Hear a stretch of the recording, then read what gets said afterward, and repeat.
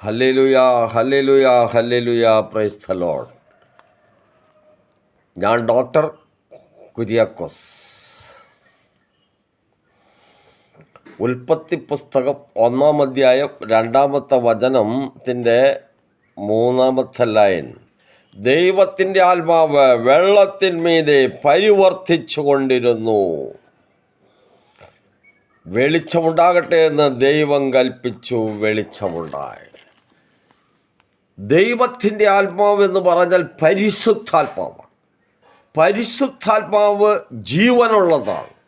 പരിശുദ്ധാത്മാവ് ജീവനുള്ളതായതുകൊണ്ട് വെള്ളത്തിന്മീതെ പരിവർത്തിച്ചെന്ന് പറഞ്ഞാൽ വെള്ളത്തിന്മേൽ ചലിച്ചു കൊണ്ടിരുന്നു.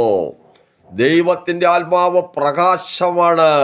പ്രകാശം വെള്ളത്തിന്മീതെ ചലിച്ചു കൊണ്ടിരുന്നു. പ്രകാശം കടന്നു വന്ന് വെള്ളത്തിന്മീതെ പരിവർത്തിച്ചപ്പോൾ മാത്രമാണ് വെള്ളത്തിന് ജീവനുണ്ടായത്. ശാസ്ത്രം പറയുന്നു, സയൻസ് പറയുന്നു വെള്ളത്തിൽ നിന്നാണ് ജീവനുണ്ടായതെന്ന്.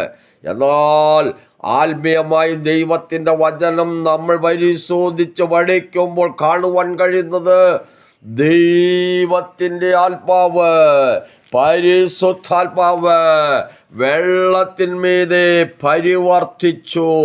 വെളിച്ചമുണ്ടാകട്ടെ എന്ന് ദൈവം കൽപ്പിച്ചു. ദൈവത്തിൻ്റെ വചനം വിശുദ്ധ യോഹന്നാൻ്റെ സുവിശേഷം 1-ാം അധ്യായത്തിൻ്റെ 1 മുതൽ 4 വരെ പഠിക്കുമ്പോൾ കാണുവാൻ കഴിയുന്നത് ആദിയിൽ ദൈവം വചനമുണ്ടായിരുന്നു. വചനം ദൈവത്തോടു കൂടെയായിരുന്നു. വചനം ദൈവമായിരുന്നു. അവൻ ആദിയിൽ ദൈവത്തോടു കൂടെയായിരുന്നു.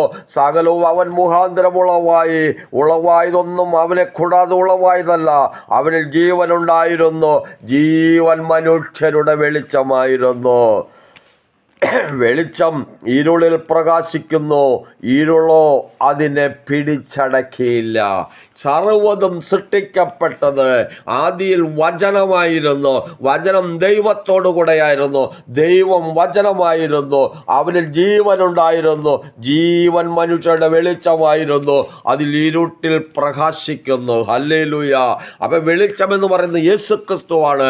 യേശുക്രിസ്തുവാണെങ്കിൽ യേശുക്രിസ്തുവാകുന്ന വെളിച്ചം, യേശുക്രിസ്തുവാകുന്ന വചന വെള്ളത്തിന്മീതെ വ്യാപരിച്ചു, വെള്ളത്തിന്മീതെ പരിവർത്തിച്ചു, വെള്ളത്തിന്മീതെ ജീവൻ വച്ചു, വെള്ളത്തിൽ ജീവൻ വച്ചു. ഹല്ലേലൂയ.